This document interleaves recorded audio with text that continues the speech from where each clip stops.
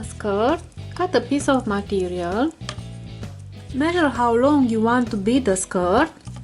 Let's sew the hem.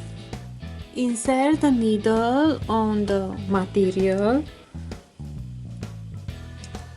Only on this side.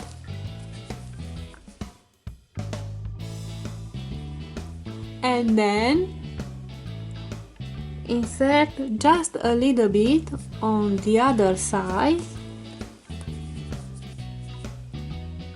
and repeat. This stitch we see only those. Insert small elastic for the waist.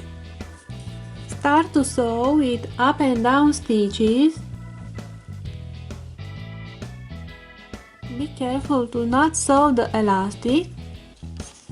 Take the doll, measure the waist,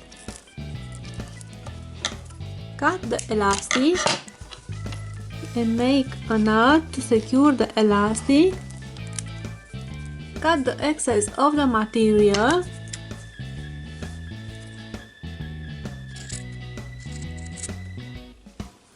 Now finish the skirt to sew the lateral side.